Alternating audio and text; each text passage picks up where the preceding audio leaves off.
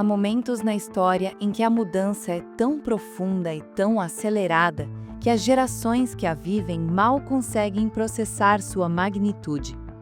São épocas de grande transformação, que redesenham fronteiras, redefinem culturas e alteram o curso do futuro de forma irreversível. Estamos vivendo um desses momentos. Este é o Dossiê. E nesta edição, o Ministério Caminho abre os arquivos de um dos fenômenos mais impactantes e controversos do nosso tempo: a islamização. O termo islamização é em si um campo de batalha. Para alguns, é um alarme que descreve uma ameaça à identidade ocidental. Para outros, é uma ferramenta de propaganda para incitar o medo.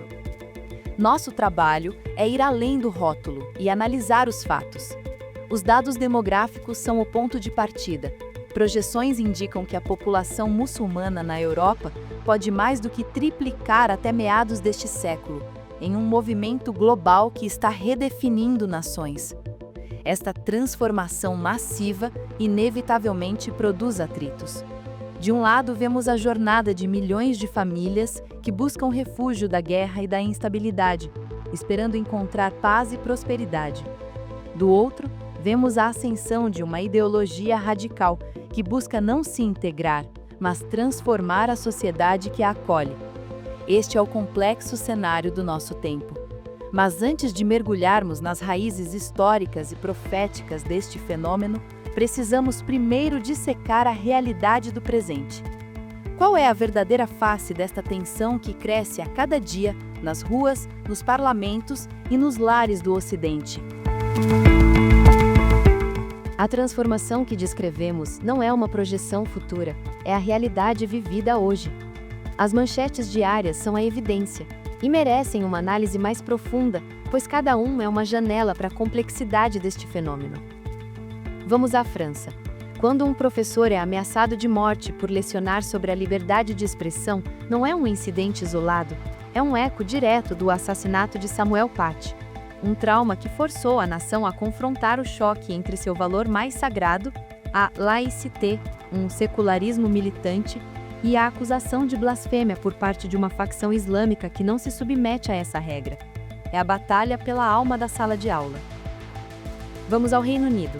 O anúncio de que Birmingham tem mais muçulmanos que cristãos não é apenas uma estatística, é um ponto de virada que levanta questões práticas e existenciais. Como a cidade adapta seus serviços públicos, seu calendário de feriados, sua representação política e, mais profundamente, o que significa ser britânico em uma nação onde a igreja estatal, a igreja anglicana, se tornou minoritária em uma das suas maiores cidades? Vamos à Alemanha. A nação carrega o peso de sua história, o que a levou a adotar a Willkommenskultur, ou cultura de boas-vindas. Os protestos de hoje contra novas leis de imigração não são apenas xenofobia, são a expressão de uma parcela da população que se sente sobrecarregada, que acredita que a tentativa de integração falhou e que teme pela preservação de sua identidade cultural. E vamos à Suécia, que por décadas se orgulhava de ser uma superpotência humanitária. A decisão de impor as leis de asilo mais duras da Europa é uma admissão de que a realidade se tornou mais complexa que a ideologia. É o reconhecimento de que a dificuldade em integrar centenas de milhares de novos imigrantes resultou em sociedades paralelas, aumento da criminalidade e uma fratura social que o Estado agora tenta desesperadamente conter. Compreender estes eventos exige que façamos a pergunta mais difícil: o que realmente impulsiona o Islã? É uma fé monolítica com um único objetivo? A resposta é não. De um lado, temos a vasta e silenciosa maioria de famílias muçulmanas no Ocidente.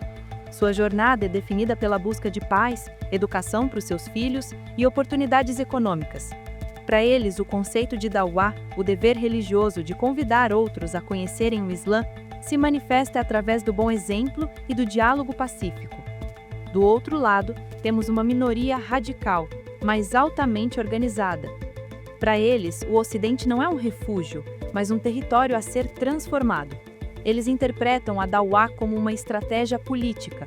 Seu objetivo final é a implementação da Sharia, e é crucial entender o que isso significa.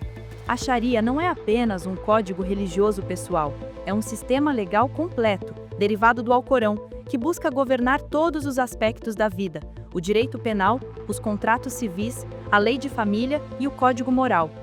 A ambição desses grupos é que a Sharia eventualmente substitua a lei civil do país em que vivem.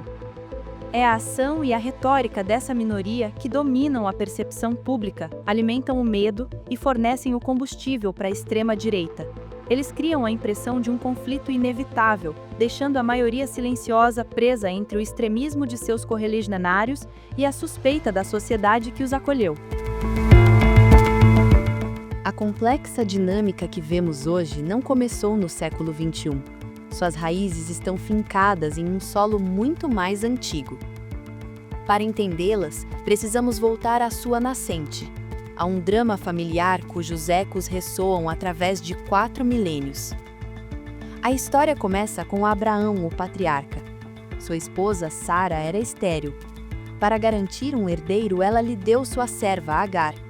Dessa união nasceu Ismael.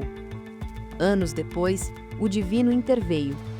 Sara concebeu Isaque, o filho da promessa.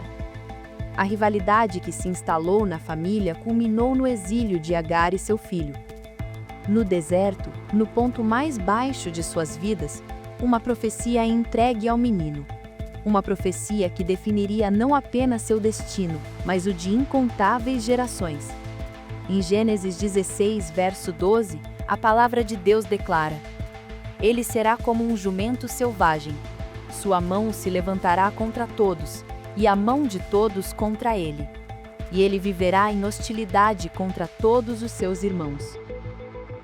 O historiador adventista Alonzo T. Jones analisou esta passagem não como uma mera descrição de personalidade, mas como a chave para entender o caráter de uma civilização.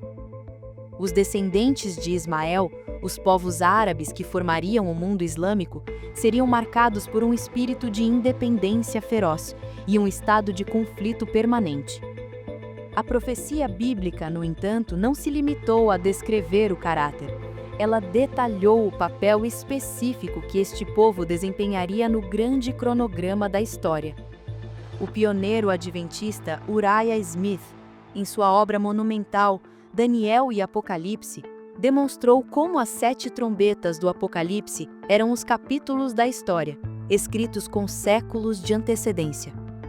Na 5ª e na 6ª trombeta, este poder assume o protagonismo.